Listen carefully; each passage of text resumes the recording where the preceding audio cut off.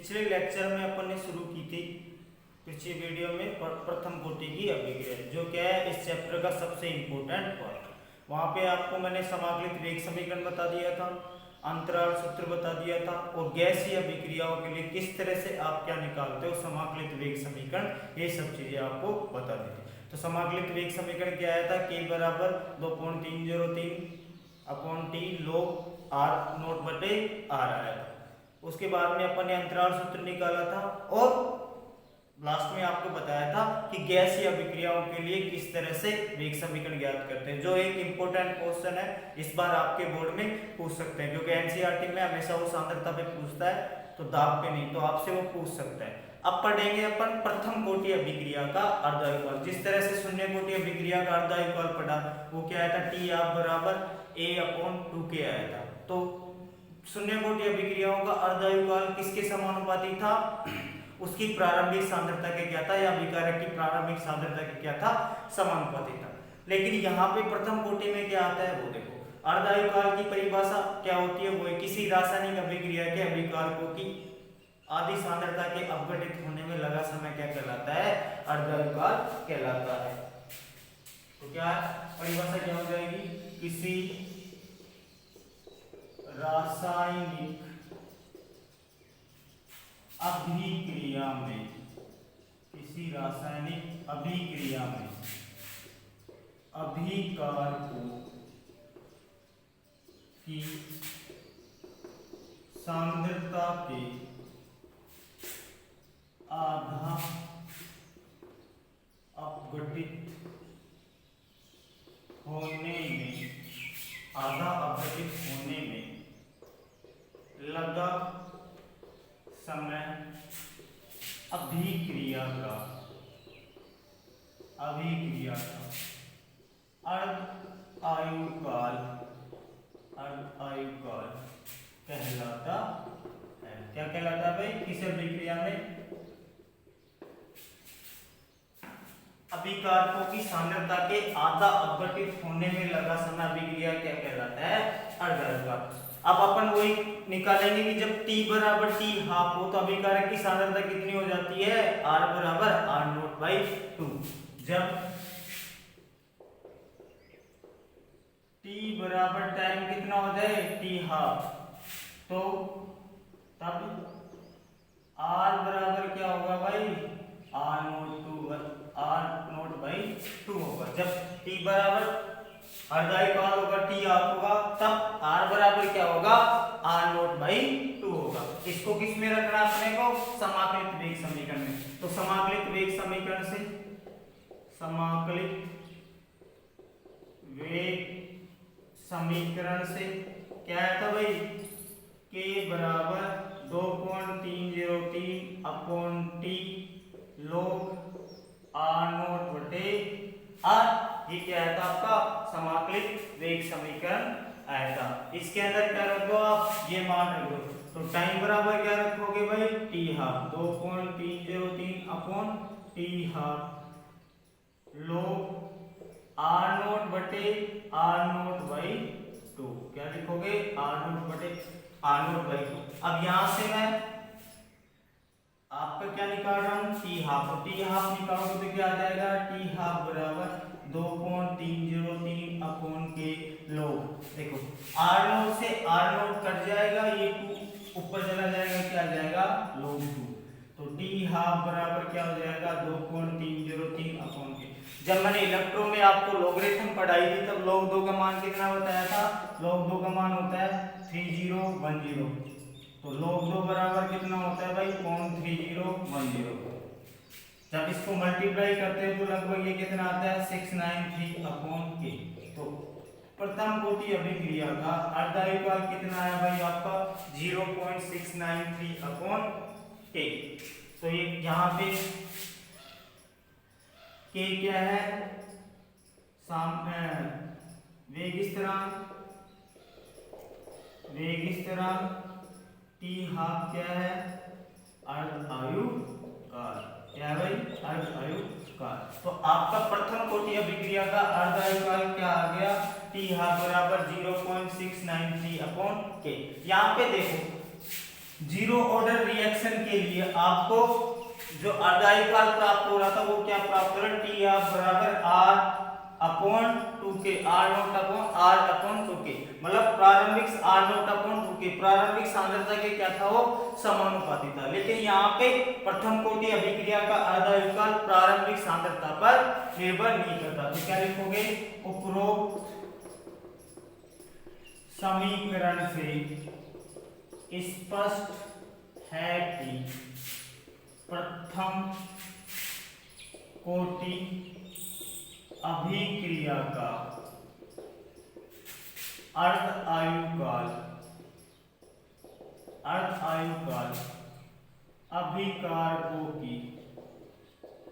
अभिकारकों की प्रारंभिक सांद्रता पर निर्भर नहीं करता है। तो देखो यहां से क्या स्पष्ट हो रहा है कि जो आपका हाफ लाइफ आया, अर्धायुकाल आया, वो किसके ऊपर निर्भर नहीं करता, अभिकारकों की प्रारंभिक सांद्रता। जब T बराबर T आप होगा तो R बराबर क्या होगा, R नॉट बाई 2। तो इसको किस में रखोगे, समाकलित वेग समीकरण में। तो T बराबर क्या रखोगे भैया, T हाफ, और R बराबर क्या रखोगे, R नॉट बाई 2। तो आपको क्या मिल जाएगा, T हाफ बराबर 0.693 अपॉन K के बराबर आ जाएगा। यहाँ से स्पष्ट है कि प्रथम कोटि अभिक्रिया का अर्धायुकाल अभिकारकों की सांद्रता पर निर्भर नहीं करता। तो इस तरह से ये क्या हो गया, आपसे सीधा डेरिवेशन भी पूछ सकते हैं एग्जाम में कि प्रथम कोटि अभिक्रिया के लिए अर्धायुकाल ज्ञात कीजिए। तो आपको क्या करना होगा, डेरिवेशन। तो यहाँ से आपको पता चल रहा है कि प्रथम कोटि अभिक्रिया का अर्धायुकाल प्रारंभिक सांद्रता पर निर्भर नहीं करता।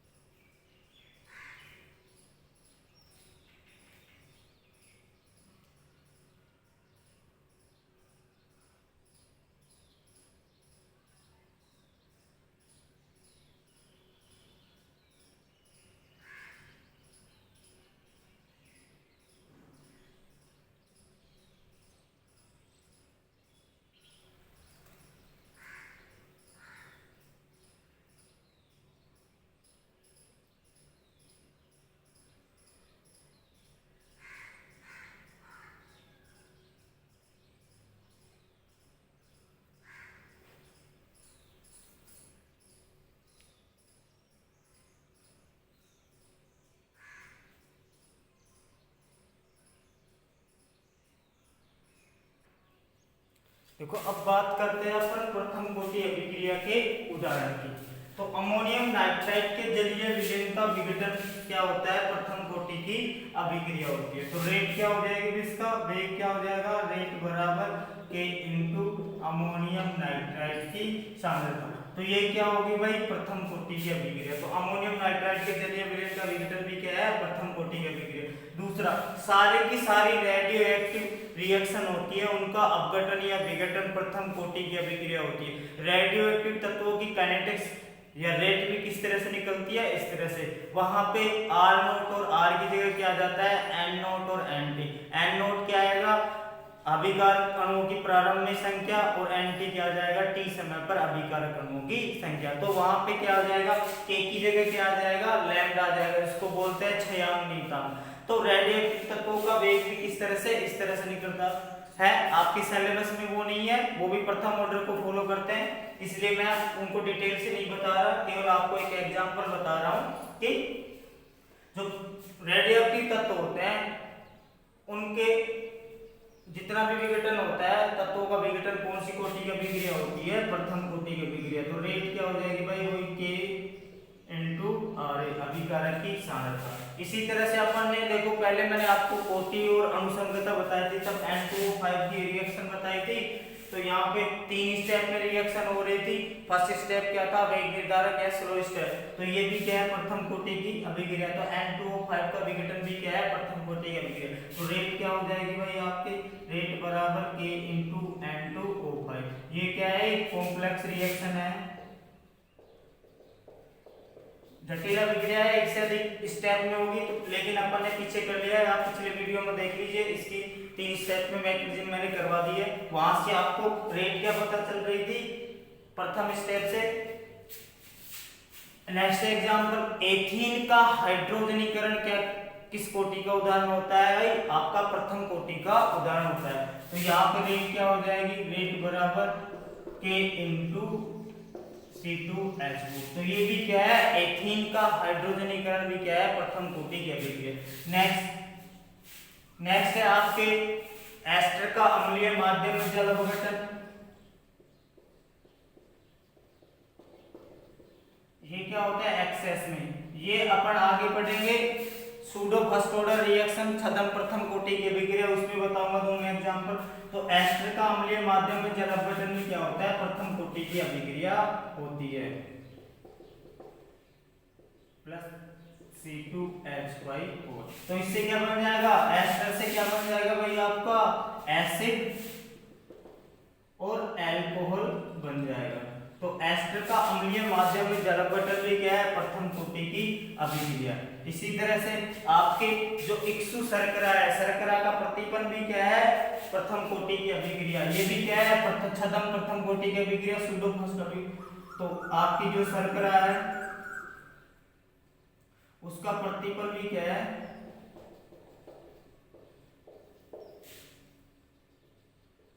प्रथम कोटि की अभिक्रिया। ये क्या होगी आपकी शर्करा, ये क्या बन जाएगा भाई आपका, ग्लूकोज प्लस फ्रक्टोज।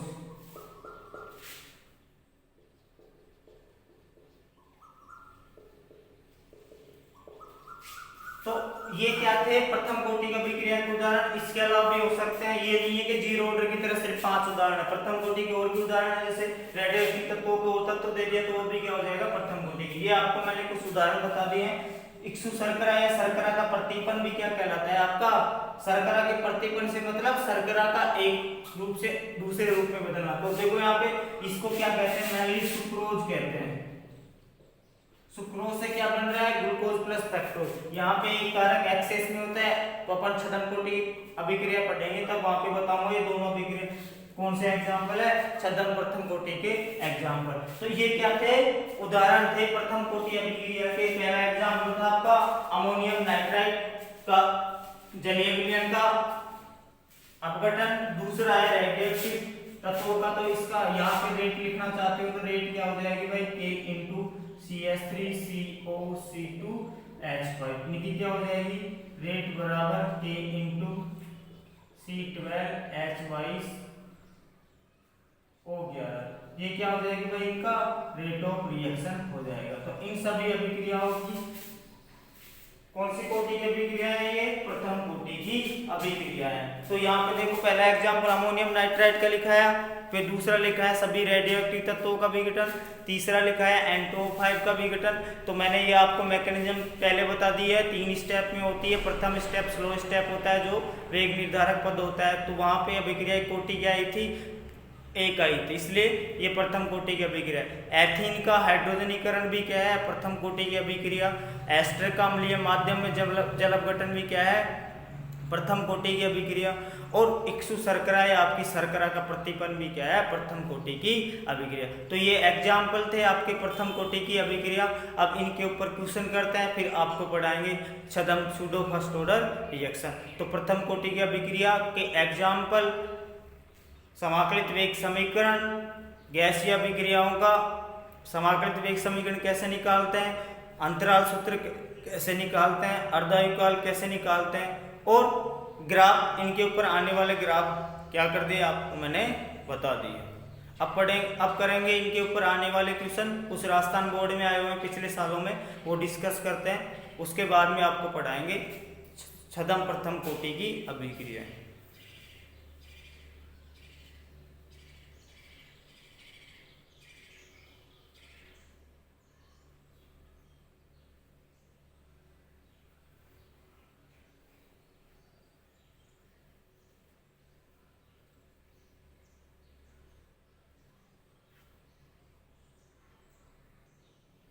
देखो आपको पहला क्वेश्चन कह रहा है एक पदार्थ का वियोजन प्रथम कोटि की अभिक्रिया है। आर नोट बराबर 2.0 मोलर से प्रारंभ करने पर 200 मिनट पश्चात आर अभिकारक की सांद्रता कितनी बच जाती है? 0.250 एम हो जाती है। तो इस अभिक्रिया के लिए क्या ज्ञात करो भाई आप? टी हाफ अर्धायुकाल और वेग स्थिरांक का मान ज्ञात करो। तो यहाँ पे आपको गिवन क्या क्या है देखो, आर नोट प्रारंभिक सांद्रता दी रखी है, आर नोट बराबर कितना है? 2.0 मोलर। और क्या गिवन है आपको? आर का मान दिया हुआ है 200 मिनट पश्चात कितना? 0.25 एम। और टाइम कितना दिया हुआ है आपको? 200 मिनट। टाइम क्या दिया हुआ है आपको? 200 मिनट दिया हुआ है। तो देखो अब आपसे क्या पूछ रहा है? टी हाफ और के का मान। और टी हाफ का अपन ने फॉर्मूला पढ़ा था क्या? टी हाफ बराबर 0.693 अपॉन के। जब आपको वेग स्थिरांक का मान मिल जाएगा तो अर्धायुकाल आराम से निकाल लोगे। तो सबसे पहले आपको जो गिवन डाटा है वो लिख दिया। ये क्या है? इस क्वेश्चन के अंदर आपको दिया हुआ है। तो अपन जानते हैं के का मान क्या होता है भाई?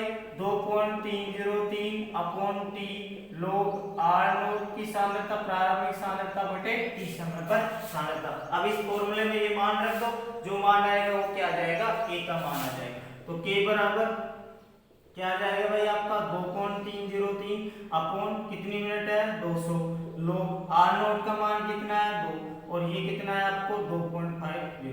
तो यहाँ से आप इसको करते हो तो कितना आ जाएगा? के बराबर 2.03 बटे 200 log। तो यहाँ से 3 दशमलव हटाओगे तो 3 जीरो ऊपर, तो ये क्या बच जाएगा भाई आपका? 2000 अपॉन 2.0 है। तो ये कितना हो जाएगा भाई आपका? ये हो जाएगा। तो जब इसको सोल्व करते हो तो कितना हो जाएगा भाई? 25 अंटे 200। तो ये लगभग कितना आ जाएगा? 8। तो ये कितना मान आ गया भाई आपका? के बराबर 2.303 अपॉन 200 log 8। log 8 की वैल्यू है तो डायरेक्ट रख लो। कितनी बताई थी आपको?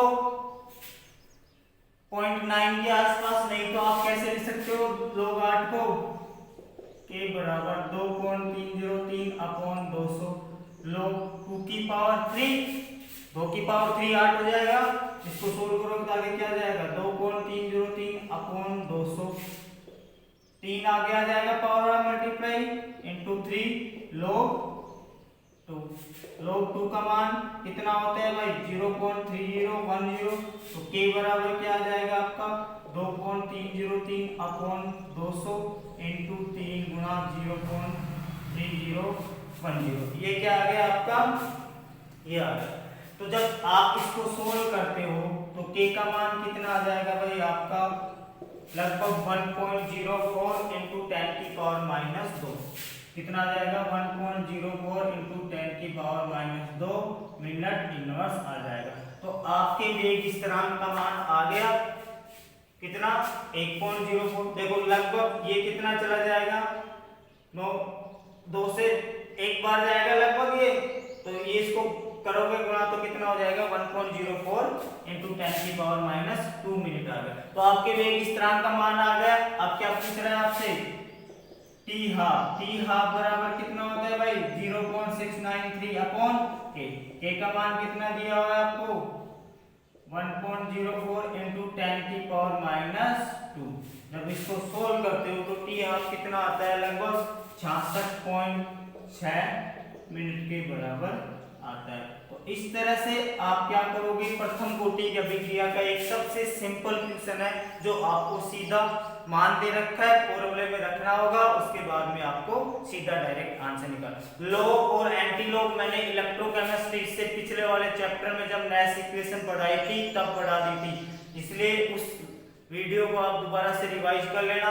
देखो सबसे पहले क्वेश्चन की लैंग्वेज पढ़ो, क्या दिया है, क्या पूछ रहा है। तो क्वेश्चन में उसने कह रहा है कि एक अभिक्रिया प्रथम कोटि की अभिक्रिया है जिसमें आर नोट 2.0 मोलर से प्रारंभ करने के पश्चात 200 मिनट पश्चात कितना हो जाता है? वो 0.250 मोलर। तो आपसे पूछ रहा है टी हाफ और के का मान। जीवन क्या है? आर नोट प्रारंभिक सांद्रता कितनी है? 2.0 एम। और टी समय पर सांद्रता दे दी इसने 200 मिनट बाद में कितनी 0.250 है और टाइम कितना दे दिया आपको 200 मिनट।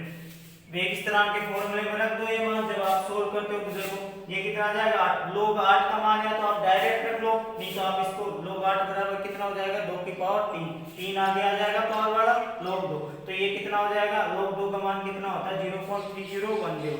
तो यहाँ से जब आप सोल्व करते हो तो k का मान कितना आता है 1.04 × 10 की पावर -2 मिनट इनवर्स। अब आपसे क्या पूछ रहा है टी आप, k का मान आ गया तो टी आप का मान निकालना क्या है बहुत ईजी है, तो टी आप क्या हो जाएगा 0.693 अपॉन k, तो यहाँ पे k का मान रखते हो तो टी आपका कितना आएगा लगभग 66.66 मिनट के आसपास आएगा। तो इस तरह से प्रथम कोटि अभिक्रिया का सबसे सिंपल वाला न्यूमेरिकल इस तरह से होता है। आपको ट्यूशन में डाटा गिवन होगा उसको सोल्व करना होगा। लॉगरिथम के लिए आप इलेक्ट्रोकेमिस्ट्री का वीडियो देख लीजिए।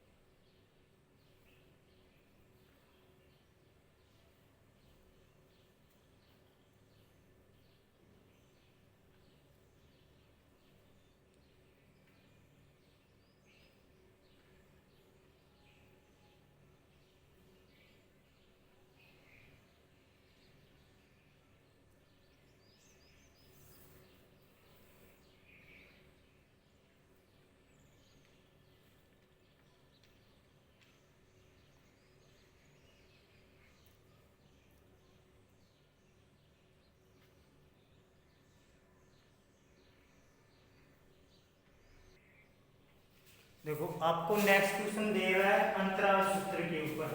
अंतराल सूत्र के ऊपर किस तरह से न्यूमेरिकल आता है। देखो प्रथम कोटि अभिक्रिया N2O5 से क्या बना रहा है 2NO2 + 1/2 O2 में 318 केल्विन पर N2O5 की प्रारंभिक सांद्रता कितनी दे रखी है आपको 1.24 × 10 की पावर -2 मोल पर लीटर थी, जो 60 सेकंड पश्चात 0.20 × 10 की पावर -2 मोल पर लीटर रह गई। तो 318 केल्विन पर आपको क्या निकालना है वेग स्थिरांक निकालना है। तो देखो t बराबर 0 पर सांद्रता कितनी है इतनी, और t बराबर 60 पर कितनी है इतनी। तो देखो R1 का मान कितना दिया है यहाँ पे 1.24 × 10 की पावर -2 मोल पर लीटर।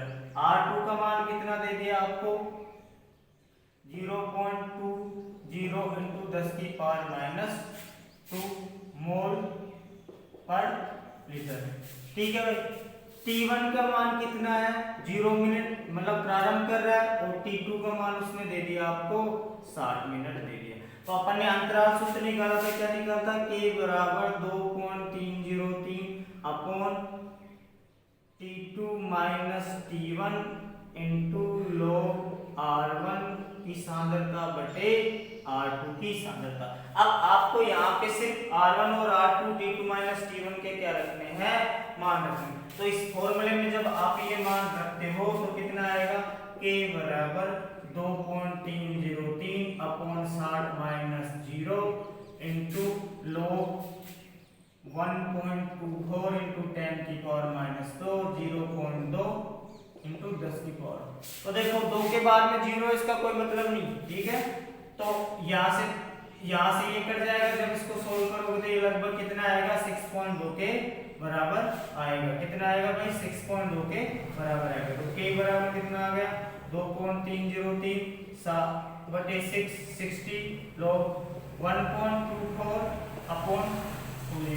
तो यहाँ से ये गया एक दशमलव से एक दशमलव, तो कितना गया 60 log 124 बटे 20। जब इसको सोल्व करते हो तो कितना आ गया भाई k बराबर 2.303 अपॉन 60 log कितना आ जाएगा 20 का भाग दोगे तो 20 का 120, फिर कितना बच गया 4, फिर 0.10 उतारोगे तो 6.2, ये कितना बच गया भाई आपका 6.2। तो देखो मैंने आपको log 6 का मान बताया था 0.78, log 6 का मान कितना बताया था 0.78।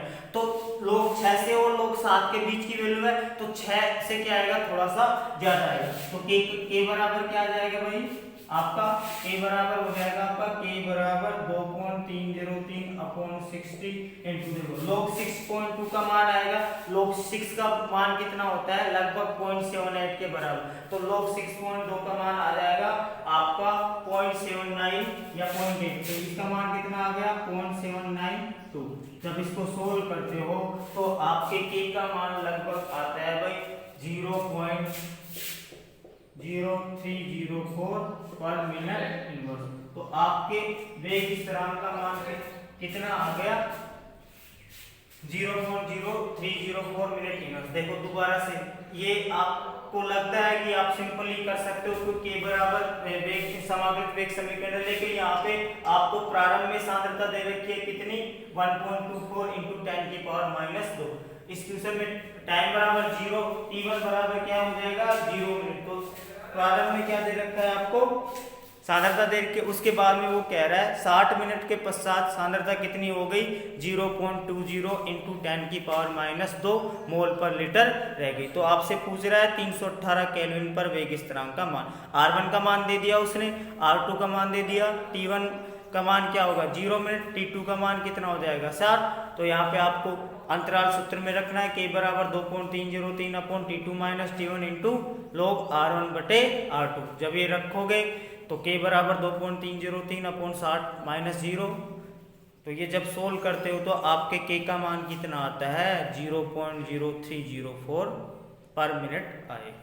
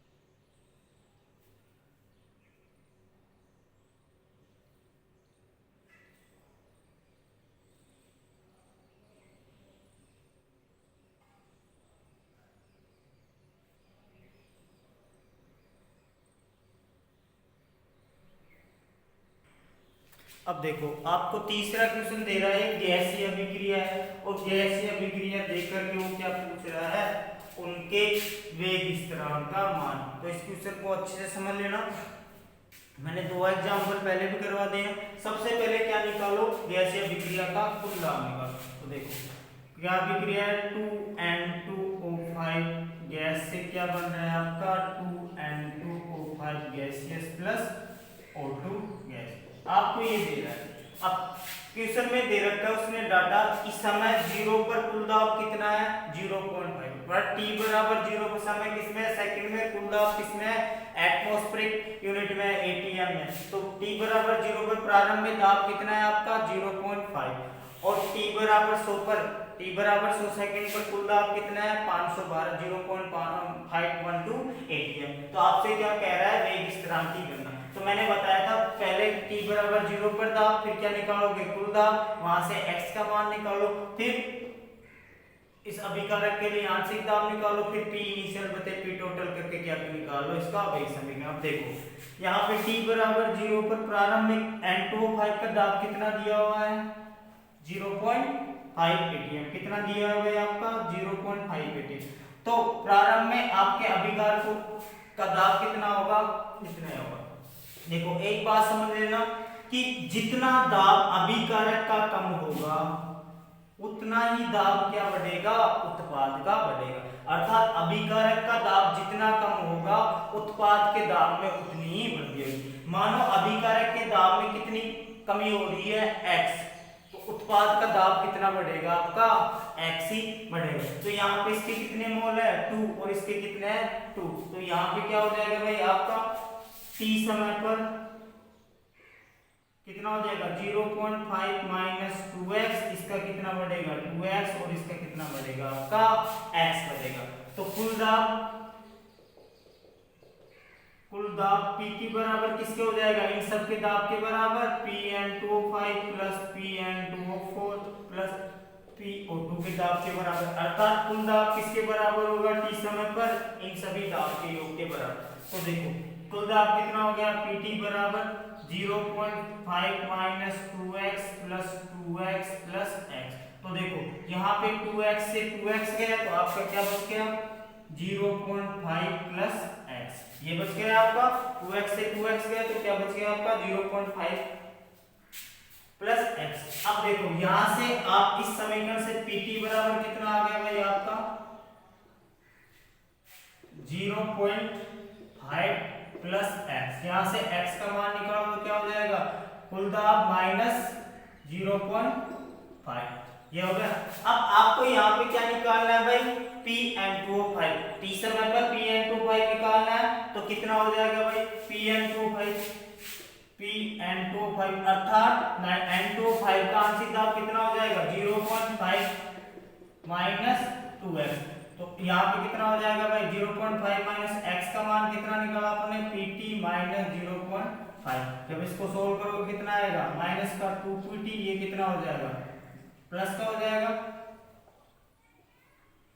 प्लस 1.0, तो ये कितना आ जाएगा भाई आपका Pn2O5 कितना आ जाएगा 1.5 माइनस 2PT के बराबर आ जाएगा। तो आपने N2O5 का क्या निकाल लिया आंशिक दाब निकाल लिया। अब इसको किसके अंदर रखना है भाई आपको समीकरण। अब देखो यहाँ पे P टाइम कितना 100 सेकंड दे रखा है, वहां पे कुल दाब कितना दिया हुआ है भाई आपका 0.5 pt, क्योंकि P टोटल कितना है भाई आपका 0.512 atm है। तो इस समीकरण में लिख दो Pn2O5 बराबर 1.5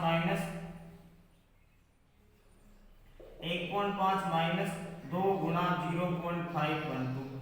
जब इसको आप सोल्व करते हो तो कितना हो जाएगा लगभग ये मान आएगा भाई आपका 0.476 atm के बराबर आएगा। तो आपने कितना निकाल लिया भाई Pn2O5 निकाल लिया। प्रारंभिक दाब आपका कितना है 0.5, N2O5 का आंशिक दाब अब क्या रखना आपको एक समीकरण में रखना है, दोनों मान आ गए बस उसको सोल्व करना।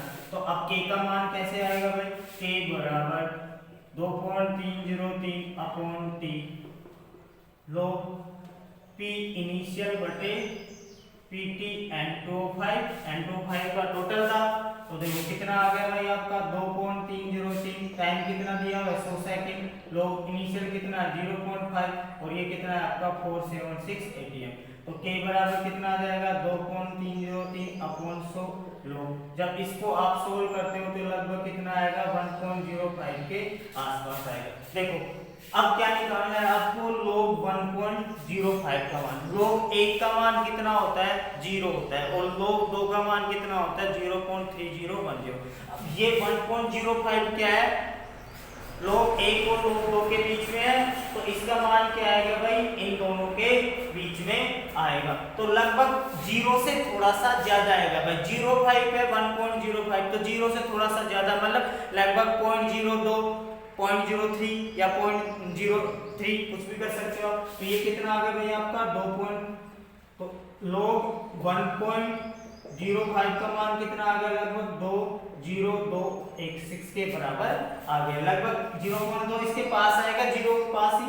तो log 2 का 0.5 का मान कितना है ये इतना है, तो इसमें रख दो k बराबर 2.03 अपॉन 100 इंटू 0.0216। जब इसको आप सोल्व करते हो तो k का मान आ जाएगा लगभग आपका 4.98 इंटू 10 की पावर माइनस 4 सेकेंड। कितना आएगा 4.98 इंटू 10 की पावर माइनस 4 सेकेंड इनवर्स। तो आपका क्या मान आ गया ये स्थिरांक का मान आ गया। इस क्वेश्चन को दोबारा से देखो, आपको ये डाटा गिवन है, क्वेश्चन में वो क्या दे रहा है ये डाटा आपको दे रहा है। क्या कह रहा है N2O5 का गैसीय विघटन, एक प्रथम कोटि की अभिक्रिया है तापीय। N2O5 किस में टूट रहा है? N2O4 में और O2 में। तो यहाँ पे दे रखा है कि प्रथम डाटा क्या दे रखा है, t बराबर 0 पर कुल दाब कितना है 0.5 और t बराबर 100 सेकंड पर कुल दाब कितना है 0.512 atm। ये एक गैस की अभिक्रिया है, तो मैंने कहा था कुल दाब निकाल के आपको इस तरह से क्या करना है, सोल्व करना है। तो यहाँ पे देखो प्रारंभ में N2O5 का दाब कितना है भाई 0.5, तो उत्पाद का कितना बनेगा 0 N2O5 के दाब में जितनी कमी होगी N2O4 और O2 के दाब में उतनी ही वृद्धि होगी, अर्थात क्रियाकारक के दाब में जितनी कमी होगी उत्पाद के दाब में उतनी ही वृद्धि होगी। तो यहाँ पे देखो इसके मान में यदि X कमी हो रही है तो ये दोनों भी क्या बढ़ रहे हैं, X है। तो यहाँ पे इसके मोल कितने हैं, 2 है, तो कितनी कमी होगी भाई 2x, तो ये कितना बढ़ेगा 2x और इसका मान कितना होगा x के बराबर। ये मैं पहले दोनों एग्जांपल में आपको अच्छे से समझा चुका हूं। तो यहाँ पे कुल दाब इन सभी दाबों के योग के बराबर हो जाएगा, तो Pt क्या हो जाएगा N2O5 N2O4 और O2 के दाब के योग के बराबर।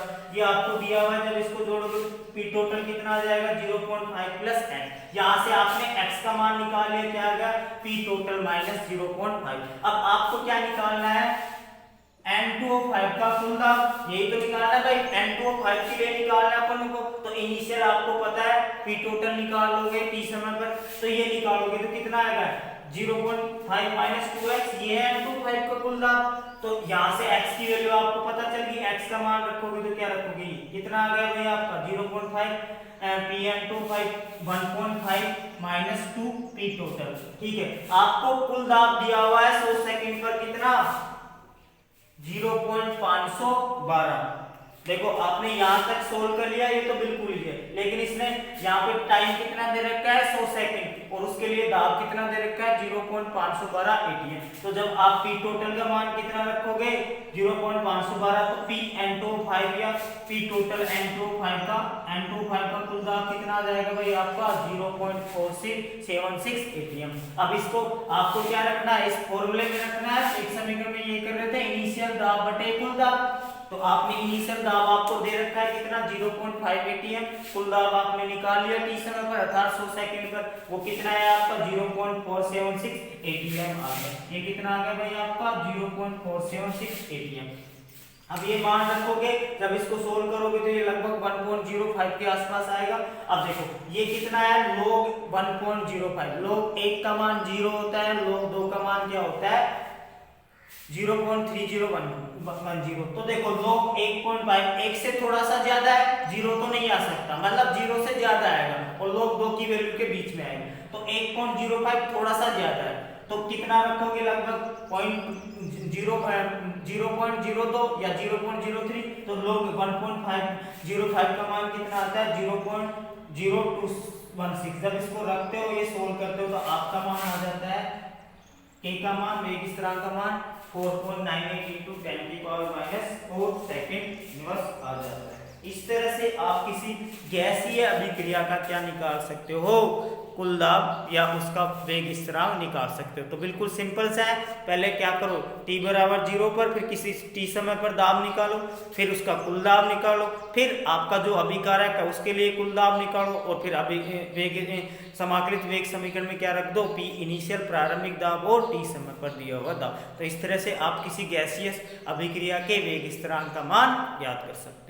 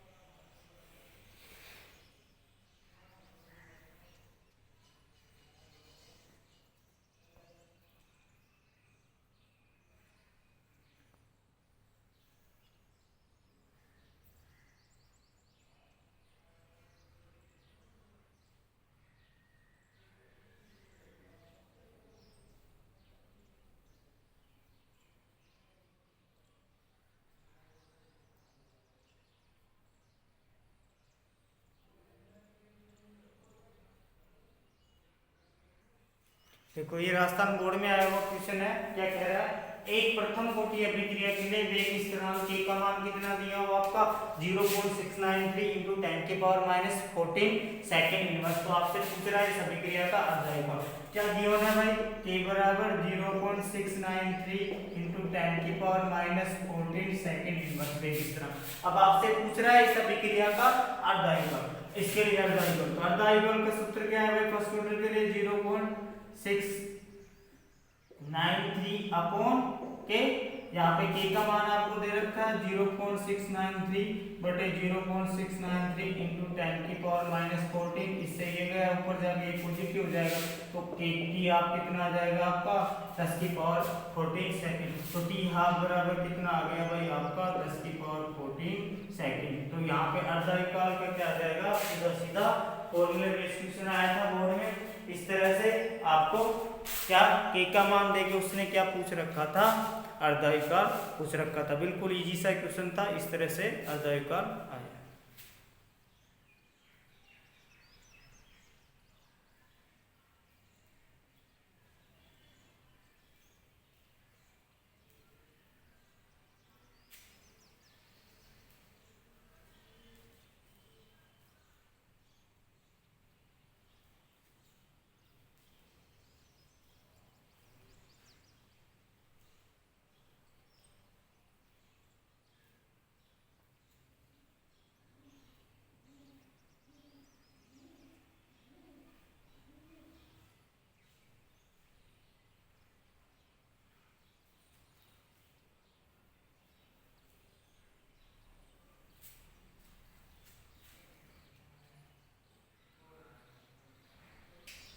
देखो ये बोर्ड में आया हुआ क्वेश्चन है, सिद्ध कीजिए कि प्रथम कोटि अभिक्रिया के 2018 में आया है, प्रथम कोटि अभिक्रिया के 99.9% पूर्ण होने में लगने वाला समय अर्धायुगल का लगभग 10 गुना है। और वेरी इंपोर्टेंट क्वेश्चन, इस टाइप के क्वेश्चन ज्यादा पूछने की क्या होती है, आपसे संभावना होती है 2018 राजस्थान बोर्ड में पूछा हुआ है। देखो इस तरह के क्वेश्चन सोल्व करने से पहले आपको दो समीकरण बनानी होगी, एक तो किसके लिए 99.9 के लिए, और एक दूसरा टाइम दे रखा है, यहाँ पे कितना दे रखा है अर्धायुगल टी आप बराबर मतलब 50% अभिक्रिया क्या होगी आपकी कंप्लीट।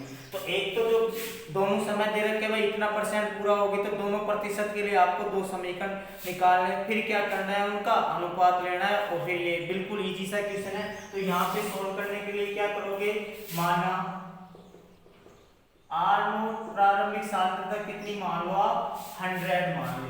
तो देखो पहले समीकरण के लिए क्या मानोगे, माना आर नोट बराबर कितनी 100, तो 90.9% के लिए आर का मान कितना हो जाएगा भाई 100 माइनस 99.99। समझ रहे हो कितना परसेंट पूरा हो गई ये टी समय पर 99.99। मैं इसके करने के दो तरीके बताऊंगा, मैंने आपको नोट डाल के एक समीकरण बताया था वियोजित मात्रा a/a-x, उससे भी बताऊंगा, उससे भी इस तरह से।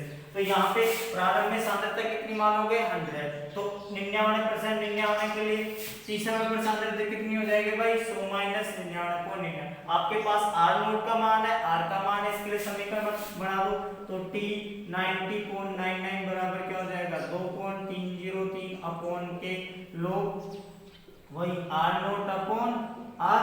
तो यहाँ पे कितना हो जाएगा भाई टी 90.9% के लिए कितना हो जाएगा 2.303 अपॉन के लोग 100 बटे 100 माइनस 99.99। तो जब इसको सोल्व करते हो तो ये कितना आता है आपका 2.303 अपॉन के 99.99 लोग ये 100, ये नीचे कितना बचेगा भाई 0.1, ये क्या चला जाएगा एक पॉइंट हट जाएगा, तो ये क्या आ जाएगा फिर आगे टी 90.9 बराबर 2.303 अपॉन के लोग 1000। 1000 को आप कैसे लिख सकते हो भाई टी 90.9 बराबर 2.303 अपॉन के लोग 10 की पावर 3 ऐसे लिखिए। इसको लिए क्या बना लिया समीकरण एक लिख दिया इसको। देखो इस तरह के परसेंटेज वाले क्वेश्चन के लिए प्रारंभिक सांद्रता को कितना मानोगे आप 100 भाई, परसेंटेज 100 में। दूसरा t7 पर कितना हो जाएगा भाई, इतना तो कंप्लीट हो गया, अर्थात 100 में से उसको क्या कर देना, आपको घटा देना है। तो पहला समीकरण किस लिए बनाओगे, 99.99% के लिए। तो आपने r0 का मान 100 लिखा, r का मान कितना लिखा, 100 माइनस 99.9। तो ये आ गया आपका। जब इसको आगे कंटिन्यू करते हो तो t99 कितना आ जाएगा, 2.303 अपॉन के log 10 की पावर 3 आ जाएगा। अब देखो दूसरा क्या कह रहा है, लगने वाला समय अर्धाई काल का लगभग 10 गुना है। दूसरे वाले पार्ट के लिए बनाओ, r का मान वो क्या करोगे 100, और r0 r का मान कितना हो जाएगा भाई, 100 माइनस 50, 100 माइनस 50 बराबर कितना हो जाएगा 50 भाई। अर्धाई काल मतलब 50% पूरा। इसके लिए समीकरण बनाओ तो t50 कितना हो जाएगा भाई आपका, 2.303 अपॉन के log 100 बटे 50। तब इसको सोल्व करते हो तो ये कितना हो जाएगा, 2.303 अपॉन के t50 बराबर log 2। इसको दे दो समीकरण 2। अब आपसे तुलना करवा रहा है कि t90.9 पूर्ण होने में लगना समय t हाफ पर कितना है, लगभग 10 गुना है। तो यहां से समीकरण 1/2 1 अपॉन समीकरण 2 दोनों का अनुपात। तो समीकरण 1 क्या था आपका, t90.9% बटे t50% बराबर कितना है, 2.303 अपॉन के log 10 की पावर 3 अपॉन 2.303 बटे के log 2। ये इससे ये कट गया तो आपका फाइनल आगे क्या आया, t90.9 बटे t50% बराबर log 10 की पावर 3 बटे log 2। ये कितना आ जाएगा, 90.9 बटे t50, ये कितना हो जाएगा 3 log 10, 3 पावर आगे आ जाएगी। log 2 का मान कितना होता है 3.10 और log 10 का मान कितना होता है भाई 1, तो 3 गुना 1 बटे 0.3010। तो t99 बटे t50। तो इसको सोल्व करते हो तो ये कितना आ जाएगा आगे, 3000 बटे 3010। तो ये ठीक 99.9 बटे t50%। देखो ये लगभग 10 के बराबर आ जाएगा भाई, ऊपर जाएगा 440, ऊपर 30,000 है, नीचे क्या है 3010, लगभग 10 के बराबर आ जाएगा, अपन मान सकते हैं। तो लगभग कितना हो जाएगा ये 10। तो यहाँ से आपका मान आ गया t90.9% कितना है, 10t50%। इस तरह से क्या करोगे, इसके लिए समीकरण बना के आपको सिद्ध करना है। तो देखो सबसे पहले परसेंटेज वाले क्वेश्चन के लिए प्रारंभिक सांद्रता को कितना मानना है 100, फिर जो गिवन सांद्रता है उससे क्या निकालो, r की वैल्यू निकालो। तो यहाँ पे देखो क्या दे रहा है आपको, क्वेश्चन करवा रहा है कि 90.9 पूर्ण होने में लगने वाला समय अर्धाई काल का लगभग कितना है 10 गुना है। तो देखो माना r0 कितनी है 100, तो 99 के लिए t समय पर सांद्रता कितनी हो जाएगी, r बराबर 100 माइनस 90.9। तो इसके लिए समीकरण बना दो, ये रखो तो कितना आ गया t90.9% कितना आ गया भाई आपका 2.303 अपॉन के log 10 की पावर 3। एक समीकरण हो गया प्रथम। इसी तरह से आप किसके लिए बना लो 50 के लिए, मतलब अर्धाई काल मतलब 50%। तो ये कितना हो जाएगा 100 माइनस 50 बराबर 50। तो यहाँ पे क्या रखोगे आप, तो ये जब मान रखोगे तो क्या जाएगा t50 बराबर 2.303 अपॉन के log 2। तो समीकरण 1/2 कर दो, तो करोगे तो कितना आ जाएगा t99.9 अपॉन t50% कितना आ जाएगा log 10 की पावर 3 अपॉन log 2। जब इसको सोल्व करोगे तो ये पावर आगे आ जाएगा, तो कितना हो जाएगा log 10। log 2 का मान कितना होता है आपका 0.3010, log 10 का मान कितना होता है 1। मैं पहले बता चुका हूँ लोगरिथम, एक बार जरूर रिवाइज कर लेना। तो 90.9% कितना हो गया भाई आपका 3 इंटू नीचे आएगा 0.3010, तो ये कितना हो जाएगा लगभग 30,000 बटे 3010। तो ये लगभग क्या मान सकते हो आप 3000 ही मान सकते हो नीचे, तो ये लगभग 10 के बराबर आ जाएगा। तो 99.9 इधर जाके मल्टीप्लाई हो जाएगा, किसके बराबर हो जाएगा 10 इंटू t50%। तो इस तरह से परसेंटेज वाले क्वेश्चन को करना है। तो ये क्या होगा, एक इम्पोर्टेंट पार्ट है एग्जाम के पॉइंट ऑफ व्यू से, जहां से आपके क्या पूछेगा, ज्यादा पूछने का क्या होता है चांस। 2018 में क्या आएगा, बिल्कुल इजी सा क्वेश्चन है। आपको 2 समीकरण बनानी है और फिर क्या करना है, उसके आधार पर आगे सोल्व करना है।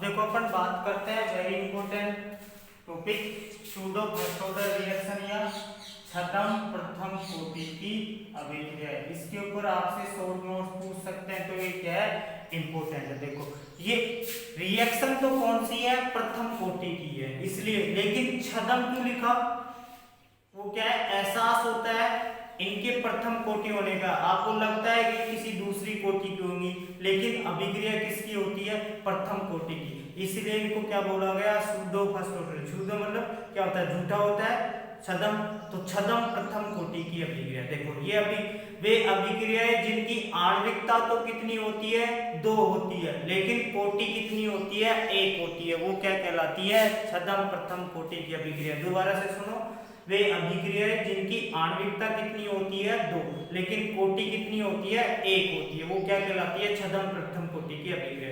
इन अभिक्रियाओं में होता क्या है, इन अभिक्रियाओं में अभिक्रिया का वे 2 अभिकारकों में से किसी एक अभिकारक की सांद्रता पर निर्भर करता है। क्यों निर्भर करता है, एक के ऊपर ही दोनों में से, क्योंकि जो दूसरा अभिकारक होता है उसकी सांद्रता क्या होती है, आधिक्य में ली जाती है, जिसके ऊपर कोई प्रभाव नहीं पड़ता था। वे समीकरण लिखते वक्त उसको क्या नहीं करते, काउंट नहीं करते। क्यों नहीं करते, जैसे आपने एक समुद्र में से क्या निकाले, एक बकेट, तो समुद्र के जल स्तर पर कोई प्रभाव पड़ेगा, कोई प्रभाव नहीं पड़ेगा। इसी तरह दूसरा अभिकारक क्या होता है, आधिक्य में होता है, तो उसकी सांद्रता पर कोई प्रभाव नहीं पड़ता। इसलिए जब एक समीकरण लिखते हो तो आप उसकी सांद्रता को क्या नहीं करते, काउंट नहीं करते। इसलिए ये अभिक्रिया लगती तो है द्वितीय कोटि की, लेकिन होती क्या है, प्रथम कोटि की, लेकिन इनकी आणविकता क्या होती है भाई, 2 होती है, इसलिए इनको क्या बोलते हैं, छद्म प्रथम कोटि की अभिक्रिया बोलते हैं। तो क्या लिखोगे परिभाषा, वे अभिक्रियाएं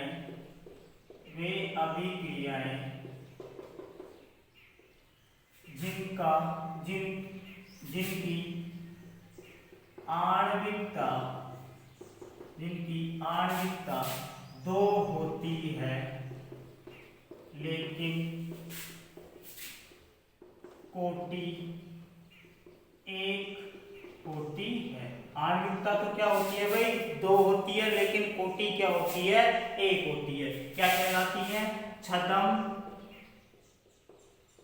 प्रथम कोटि की अभिक्रिया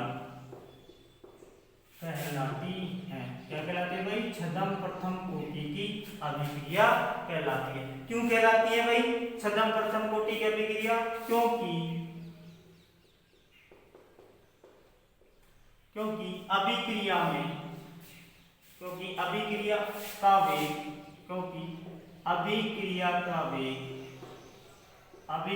का वेग 2 अभिकारकों में से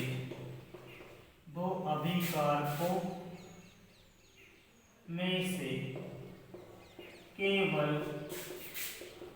एक अभिकारक, 2 अभिकारकों में से केवल एक अभिकारक की सांद्रता पर निर्भर करता है। 2 अभिकारकों में से केवल एक अभिकारक की सांद्रता में से पर निर्भर करता है, जबकि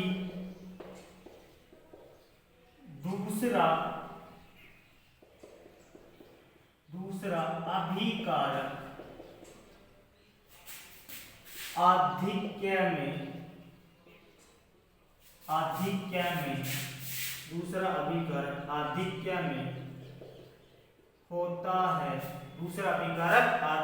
में होता है, जिसकी सांद्रता पर कोई प्रभाव नहीं पड़ता है और उस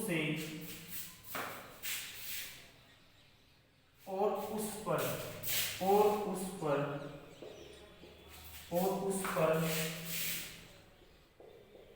अभिक्रिया वेग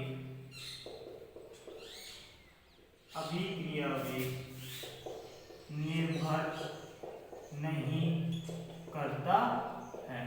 तो देखो सूडो फर्स्ट ऑर्डर रिएक्शन क्या कौन सी होंगी भाई, जिनकी आणविकता तो कितनी होती है 2, लेकिन कोटि कितनी होती है 1, छद्म प्रथम कोटि की अभिक्रिया कहलाती है। क्योंकि अभिक्रिया का वेग दो अभिकारकों में से केवल एक अभिकारक की सांद्रता पर निर्भर करता है, जबकि दूसरा अभिकारक क्या होता है, आधिक्य में होता है, जिसकी सांद्रता पर कोई प्रभाव नहीं पड़ता और उस पर अभिक्रिया वेग निर्भर नहीं करता। इसलिए इनको क्या कहते हैं, छद्म प्रथम कोटि की अभिक्रिया कहते हैं। और जिस पर अभिक्रिया वेग निर्भर नहीं करता क्या कहलाती है भाई, छद्म प्रथम कोटि की अभिक्रिया। तो इसकी डेफिनेशन को नोट करो एक बार, फिर इसके एग्जांपल बताते हैं। तो वे अभिक्रियाएं जिनकी आणविकता कितनी होती है 2, लेकिन कोटि कितनी होती है 1, वो क्या कहलाती है भाई, छद्म प्रथम कोटि की अभिक्रिया।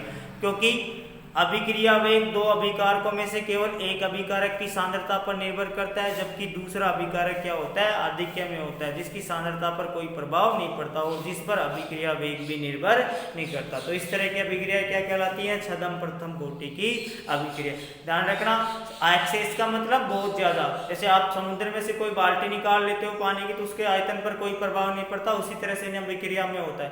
तो दूसरा अभिकारक होता है बहुत ज्यादा एक्सेस में होता है, इस कारण से उसकी सांद्रता पर कोई परिवर्तन नहीं पड़ता, कोई प्रभाव नहीं पड़ता, इसलिए उसको किस में कैलकुलेट नहीं किया जाता, अभिक्रिया वेग समीकरण में नहीं किया जा सकता। अब देखते हैं, आपको लास्ट में 2 एग्जाम्पल लिखाए थे, शर्करा का अम्लीय माध्यम में जल अपघटन और एस्टर का अम्लीय माध्यम में जल अपघटन। दोनों एग्जाम्पल किसके हैं, सूडो प्रथम ऑर्डर अभिक्रिया, सूडो फर्स्ट ऑर्डर रिएक्शन।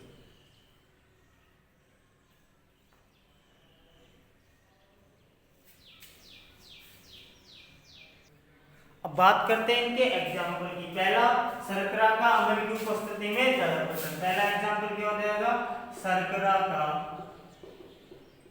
अम्ल की उपस्थिति में जल अपघटन। शर्करा का अम्ल की उपस्थिति में जल अपघटन, या शर्करा से मतलब क्या है, इक्सु शर्करा है ना, शर्करा से मतलब इक्सु शर्करा। तो C12H22O11 प्लस H2O किस में होता है भाई, एक्सेस में, क्या होता है, आधिक्य में। तो इसका अम्ल की उपस्थिति में H प्लस की उपस्थिति में क्या हो जाएगा, जल अपघटन।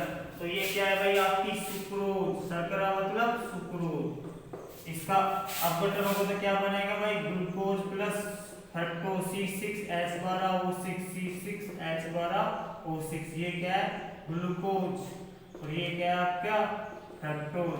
तो ये अभिक्रिया क्या है भाई, प्रथम कोटि अभिक्रिया। तो रेट क्या हो जाएगी इसकी, रेट बराबर K × C12H22O11। तो ये अभिक्रिया क्या हो जाएगी, प्रथम, क्योंकि यहाँ पे जल क्या है, आधिक्य में, जिसकी सांद्रता पर कोई प्रभाव नहीं पड़ता, इस कारण से इसको अभिक्रिया वेग समीकरण में काउंट नहीं करते। दूसरा एग्जांपल है, आपको ध्यान रखना, शर्करा का अम्ल की उपस्थिति में जल अपघटन क्या है, प्रथम कोटि की अभिक्रिया, लेकिन शर्करा का क्षार की उपस्थिति में जल अपघटन क्या है, द्वितीय कोटि की अभिक्रिया। तो ये मैं नोट डाल के लिखाऊंगा, अम्लीय माध्यम में जल अपघटन हो रहा है अम्ल की उपस्थिति में, तो प्रथम कोटि है, क्योंकि यहाँ पे H2O क्या लिया जाएगा, एक्सेस में, जबकि यदि क्षारीय माध्यम होता है तो वहां पे वो किस ऑर्डर की हो जाती है, द्वितीय ऑर्डर की। तो सिर्फ और सिर्फ ये 2 एग्जाम्पल ही है किसके, छद्म प्रथम कोटि अभिक्रिया या सूडो प्रथम ऑर्डर रिएक्शन के, फर्स्ट ऑर्डर रिएक्शन के। तो यहाँ पे रेट क्या हो जाएगी, केवल शर्करा की सांद्रता पर निर्भर करेगी। दूसरा, एस्टर का अम्लीय माध्यम में जल अपघटन, एस्टर का अम्लीय माध्यम में जल अपघटन। देखो एस्टर CH3 COO C2H5, ये क्या है भाई आपका, एस्टर है, प्लस H2O इसमें है वही एक्सेस में, और ये किसकी उपस्थिति में है भाई, आपका अम्लीय माध्यम H+। तो क्या बन जाएगा आपका, एसिड प्लस एल्कोहल, ये क्या बन गया आपका, एसिड, और ये क्या बन गया, एल्कोहल। तो ये भी क्या है, प्रथम कोटि की अभिक्रिया, क्योंकि यहाँ पे जल क्या है, एक्सेस में, इसको काउंट नहीं करेंगे तो रेट क्या हो जाएगा, वही रेट बराबर के इनटू केवल एस्टर की सांद्रता पर क्या करेगा, निर्भर करेगा। तो इस तरह से ये दोनों एग्जांपल किसके हो जाएंगे, प्रथम सूडो फर्स्ट ऑर्डर रिएक्शन की, छद्म प्रथम कोटि अभिक्रिया के। तो ये केवल दो एक उदाहरण ही है सूडो फर्स्ट ऑर्डर रिएक्शन के, ये इंपॉर्टेंट है। शर्करा का अम्ल की उपस्थिति में जल अपघटन और एस्टर का अम्लीय माध्यम में जल अपघटन, दोनों ही क्या है, छद्म प्रथम कोटि की अभिक्रिया। ध्यान रखना बच्चों, छद्म सूडो फर्स्ट ऑर्डर रिएक्शन पे क्या आ सकता है एग्जाम में, शॉर्ट नोट्स आ सकता है, पहले भी 3-4 बार आ चुका है। तो ये क्या है, एक इंपॉर्टेंट पार्ट है। अभिक्रिया तो प्रथम कोटि की है, लेकिन एहसास कैसा होता है जैसे द्वितीय कोटि की होती है, क्योंकि दो अभिकारक है, लेकिन काउंट क्या होता है, केवल एक अभिकारक ही होता है।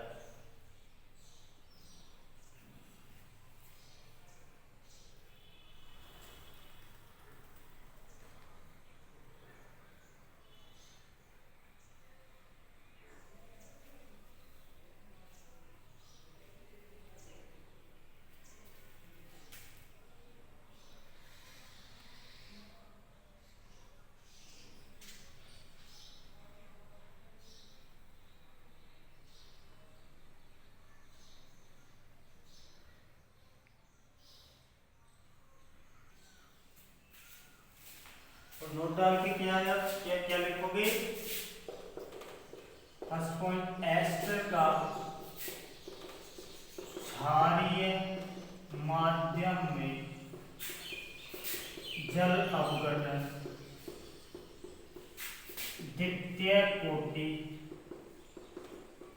की रिएक्शन होती है, द्वितीय कोटि की अभिक्रिया होती है। ध्यान रखना, क्षारीय माध्यम में, अम्लीय माध्यम में क्या था, सूडो फर्स्ट ऑर्डर, जबकि क्षारीय माध्यम में वो क्या आएगा, दो। एग्जांपल के लिए CH3COO C2H5 plus H2N OH minus, क्या OH माइनस। देखो इस अभिक्रिया को ऐसे भी लिख सकता है या आपको ऐसे भी लिख के दे सकता है, CH3CO C2H5 प्लस Na1, दोनों की एक ही बात है। तो क्या बन जाएगा भाई आपका, वही CH3COOH प्लस C2H5OH। तो यहाँ पे क्या बन जाएगा, CH3COOH plus C2H5ONA, sodium salt बन जाएगा। तो इन दोनों में देखो रेट क्या हो जाएगी, रेट बराबर के CH3COO C2H5 plus OH minus. तो यहाँ पे कोटि क्या आ जाएगी भाई आपकी, ऑर्डर कितने आ जाएगी, दो। तो क्षारीय माध्यम में ध्यान रखना कि जल अपघटन क्या होता है, एस्टर का द्वितीय कोटि का होता है। दूसरी बात एक समझने वाली है, प्रथम कोटि अभिक्रिया में अर्धायु काल के सभी अंतराल क्या होते हैं, समान होते हैं। क्यों होते हैं, क्योंकि प्रारंभिक सांद्रता पर निर्भर नहीं करता। तो क्या लिखोगे, फर्स्ट ऑर्डर रिएक्शन में अर्धायु काल के सभी अंतराल समान होते हैं, क्योंकि T½ अर्धायु काल अभिकारक की